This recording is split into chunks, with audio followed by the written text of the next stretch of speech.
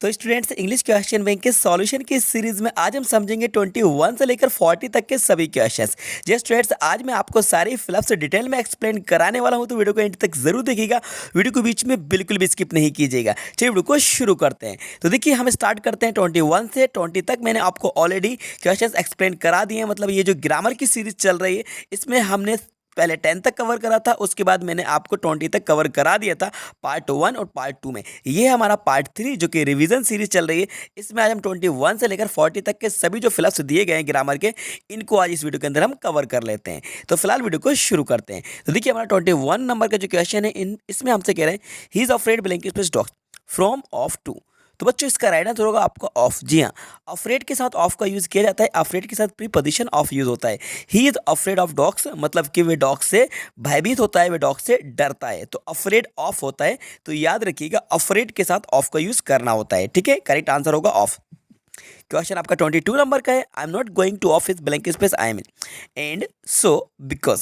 तो बच्चों देखिए, यहाँ पर पहले कहा जा रहा है कि I am not going to office, मतलब कि मैं ऑफिस नहीं जा रहा हूँ। भाई क्यों नहीं जा रहा हूँ, उसका रीज़न बताया जा रहा है, बिकॉज आई एम इल। तो बिकॉज यहाँ पे आ जाएगा right answer. I am not going to office because I am ill. तो यहाँ पर रीज़न बताया जा रहा है क्योंकि मैं बीमार हूँ। ठीक है, तो राइट आंसर होगा आपका because I am not going to office because I am ill. ठीक है, चलिए अब देखते हैं नेक्स्ट जो कि है 23 नंबर का। स्टार्टिंग में ही बोलेंगे you work hard you will pass, if या अनलेस। तो बच्चों, इसका तो राइट आंसर होगा आपका इफ़। जी हाँ, बिल्कुल सही आंसर इसका इफ़ ही होगा। If you work hard you will pass, यदि आप कठिन परिश्रम करते हैं तो आप पास हो जाएंगे। तो इफ़ यहाँ पर पॉजिटिव सेंस निकलेगा, और इफ़ ये है यदि, जिसका मतलब होता है यदि। तो इफ़ राइट आंसर होगा। ठीक है, और अनलेस का मतलब यदि नहीं होता है। ठीक है, अब देखते हैं 24 नंबर का question. I prefer coffee blank space tea to than from. तो बच्चों, इसका राइट आंसर होगा आपका टू। जी हाँ, अब इसको समझ लीजिए टू क्या होगा। देखिए, प्रेफर के साथ टू का यूज किया जाता है, ये चीज़ को आप नोट कर लीजिए नोटबुक में। ठीक है, I prefer coffee to tea, मतलब कि मैं चाय के प्लेस पर, चाय के स्थान पर या चाय के सिवाय कॉफ़ी पसंद करता हूँ। तो यहाँ पर आपको टू का यूज़ करना है, मतलब कि प्रेफर के साथ टू यूज़ होता है। सिंपल सा फंडा है। ठीक है, अब देख लीजिए 25 नंबर का क्वेश्चन है आपका। द पेशेंट है died blank space doctor arrived. तो बच्चों, इसका राइट आंसर होगा आपका बिफोर। जी हाँ, द पेशेंट है died before the doctor arrived, मतलब कि डॉक्टर के आने के पहले मरीज मर चुका था। तो यहाँ पर बिफोर आएगा, मतलब पहले। ठीक है, आफ्टर नहीं आएगा, बाद में नहीं आएगा, बिफोर आएगा। मतलब द पेशेंट है died before the doctor arrived. ठीक है, इसकी हिंदी ये होगी कि डॉक्टर के आने के पहले मरीज मर चुका था। अब जल्दी से देख लेते हैं हम 26 नंबर का क्वेश्चन है। Bhopal is larger blank space Gwalior from to than. तो बच्चों देखो, यहाँ पर कंपेयर हो रहा है ना, भोपाल का किससे हो रहा है, ग्वालियर से हो रहा है। तो Bhopal is larger than Gwalior, तो भोपाल जो है वो ग्वालियर से बड़ा है। तो यहाँ पे यूज करेंगे हम देन का। कंपेरेटिव डिग्री का सेंटेंस है, तो कंपेरेटिव डिग्री में देन का यूज होता है। Bhopal is larger than Gwalior, तो तुलना हो रही है भोपाल की ग्वालियर से। तो राइट आंसर होगा हमारा देन। ठीक है ना, क्लियर हो रहा है ना आपको आंसर। चलिए मूव करते हैं 27 number question. We were making kites when father arrived. भैया, हम काइट्स बना रहे थे जब फादर आए। तो पास्ट कंटिन्यूस की बात चल रही थी, तो यहाँ पर आएगा अराइव्ड। ठीक है, अब देख लीजिए 28 नंबर का। Don't leave this place blank space I come back. तो इसका राइट आंसर होगा आपका अंटिल। जी हाँ, डोंट लीव दिस प्लेस, ये स्थान को मत छोड़ना जब तक मैं वापस ना आ जाऊं। तो जब तक समय वाली बात चल रही, अंटिल आएगा। 29, आई बाय द, आई स्टार्टिंग में आई के बाद ब्लैंक है। By that mobile if I had money would have. तो इसका राइट आंसर होगा आपका वुड। जी हाँ, वुड हैव के साथ वी थ्री का यूज होता है। ठीक है, इसलिए वुड आएगा। I would by that mobile if I had money, मैं वो मोबाइल खरीद लेता अगर मेरे पास पैसा होता। ठीक है, अब देखते हैं 30। She go to temple every day when she lived in village. तो इसके साथ विल वुड कुड, तो राइट आंसर होगा इसका भी वुड। ठीक है, विल की पार्ट फॉर्म वुड होती है, तो राइट आंसर हमारा वुड होगा। ठीक है, अब देखते हैं 31।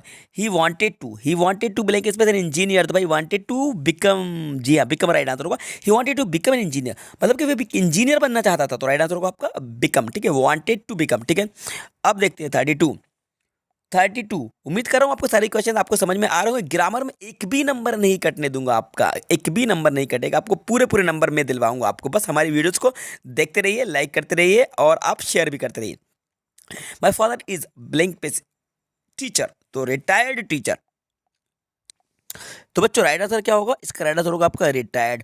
My father is a retired teacher, मेरे फादर जो है वो एक रिटायर्ड टीचर है। ठीक है, अब देखते हैं 33। He avoids blank space to strangers talking. तो इसका राइट आंसर होगा आपका टॉकिंग। जी, अवॉइड के साथ वीवर आईएनजी का यूज करते हैं। ही अवॉइड्स टॉकिंग टू स्ट्रेंजर्स, मतलब कि वे अजनबियों से बात करने से बचता है। ही अवॉइड्स टॉकिंग टू स्ट्रेंजर। ठीक है, आईएनजी फॉर्म का यूज होगा। 34 है तो 34 स्टार्टिंग में बोलेंगे goods will not be taken back, तो राइट आंसर होगा सोल्ड, मतलब बेची हुई चीज़ों को वापस नहीं लिया जाएगा, सोल्ड आएगा। 35 I heard some kids blanket for help, तो आएगा shout, I heard some kids shout for help, ठीक है। अब 36 को देख लीजिए, work hard blank space you will fail, तो राइट आंसर होगा आपका और, वर्क हार्ड और यू विल फेल, कठिन परिश्रम करो अथवा आप फेल हो जाओगे, तो और लगा दीजिए।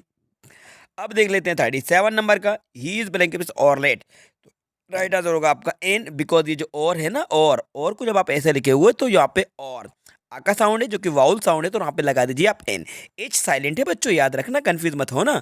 ही इज एन और लेट, ठीक है, वो 1 घंटे लेट है।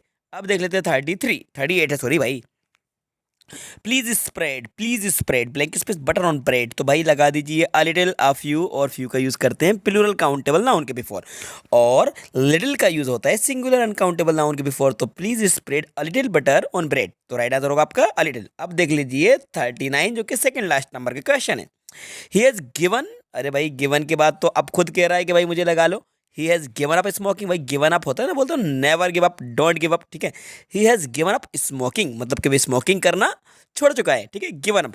अब देख लो भाई, लास्ट हमारा 40 नंबर का क्वेश्चन ये रहा, we blank space wear mask in crowded places, तो यहाँ तो आंखें बंद करके लगा दो आप शुड, जी हाँ, क्यों, क्योंकि यूज्ड और आउट के साथ यूज होता है आपका to, use to ought to, लेकिन शुड टू नहीं होता, तो we should wear mask in crowded places, हमें भीड़ भाड़ वाले प्लेसेस पे मास्क पहनना चाहिए, तो राइट आंसर होगा इसका शुड, ठीक है। तो बच्चों मैंने 1 से लेकर 40 तक के सारे ही आपके ग्रामर के फ्लप्स कवर करा दिए, जो कि काफ़ी ज़्यादा इंपॉर्टेंट थे, इनमें से ही आपके एग्जाम्स में क्वेश्चन पूछे जाएंगे, थोड़ा बहुत चेंज कर दिया जाता है, घुमा दिया जाता है, लेकिन क्वेश्चन आपके इस तरह से ही पूछे जाते हैं, आपकी ग्रामर का लेवल यही होता है, बस आप इनकी प्रैक्टिस करते जाइए और एग्जाम में आपके इस तरह से क्वेश्चंस पूछे जाएंगे। तो उम्मीद करता हूँ आपके बहुत कुछ डाउट्स क्लियर होंगे, आपको बहुत कुछ सीखने को मिला होगा और आपको कंसेप्ट भी समझ में आ गए होंगे। तो वीडियो को लाइक करिए, अपने दोस्तों के साथ शेयर करिए, और यदि चैनल पर नए हैं तो चैनल को सब्सक्राइब कर लीजिए, क्योंकि इसके बाद जो नेक्स्ट पार्ट आएगा उसमें हम डू इज डायरेक्टेड को कवर करेंगे, मतलब ये जो सीरीज चल रही है इसमें मैं आपको सारी क्वेश्चन 1 बाय 1 एक्सप्लेन कराता जाऊंगा। तो देखते रहिए, सीखते रहिए। Thanks for watching.